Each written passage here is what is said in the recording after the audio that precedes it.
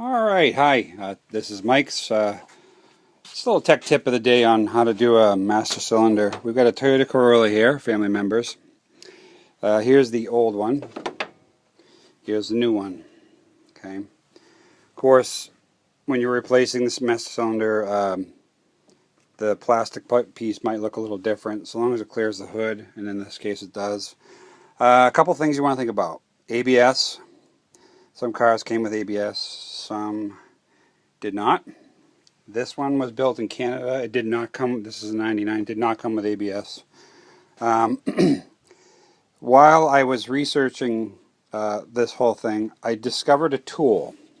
It looks like this. So the brake cylinder, your master cylinder shows up, and we all know how much fun this can be with our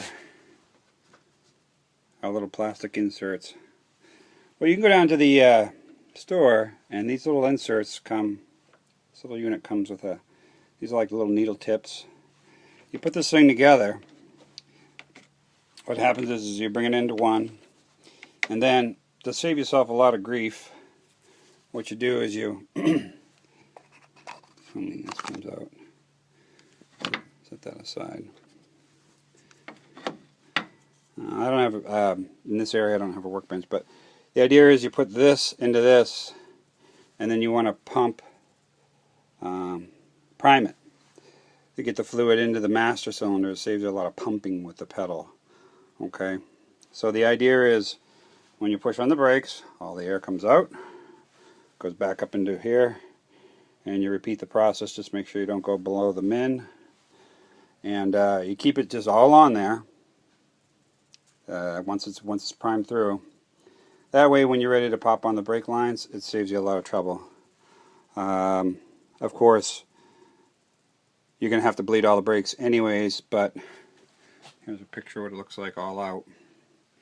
But I mean, when it comes to doing a master cylinder, you break open the system, you've got to get it all out, get all the air out. Air compresses much easier than the hydraulic fluid, and it's a good practice to do. So I've already begun the process here. I put these in, and I also took a good look in the back of this. It's got like a rubbery thing, so I'm going to use something that mirrors, I don't know if you can see it, that. So I'm just going to use a tool that looks like this. Now, I can try to push it once here, just to give you an idea. Yeah, this takes a little bit more of a than you think. The idea is rather than somebody sitting in the car pushing with their foot and having that piston go out, this pushes the pedal, and all that lubricant goes right back through. You can see I just got it started into the hose, right back into there, and you pump it and pump it and pump it till all your air is out. It's a tech tip that I wished I had known about before, and saves you a lot of trouble. The other thing too is the little kit came like with this. The other thing too is I have when you go to do brakes lines, you see that there's a special type of brake tool. You don't want to use just a regular wrench. The reason for that, see if I can show you the difference. Here we have a regular wrench. See how it has like the many nubs in it? They're the stars. Well, you want to think of like a stop sign. I believe there's 6 sides to these. I have one out. And in this Toyota, I needed a 10 millimeter. So if you go to do the job, I went down to a local parts store, got the right wrench. Save yourself a lot of time and money.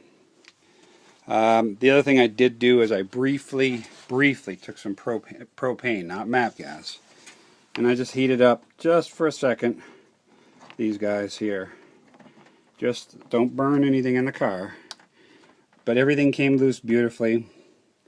And you know, you only want to do about 5 seconds in the lowest setting. You use this wrench. This wrench goes around. Sorry for my filming here. I'm using something around that beautifully, so it grabs it in more than 2 spots like our regular wrench. You don't want to use an open end wrench. So every time I do a tech tip, I just want to let you know. Today I've decided to do the master cylinder. This is for my 91-year-old grandmother's car. She does still drive. No joking around here. All seriousness, you want to do it the right way. But the key to this one, like I said, is this neat little tool. I have never used it before. I haven't done a brake cylinder in a while. Hopefully this helps. So, in summary, when you first get this piston back in, there's a little thing, arm that pushes in.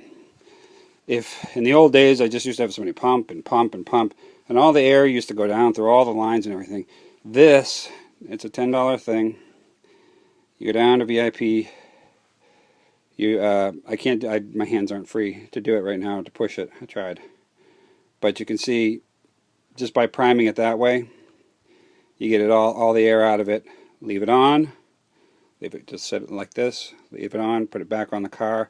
Then when it's time, you just pull off these, slide the brake lines back in, and it'll save you a ton of time on bleeding brakes. Hope that helps, folks.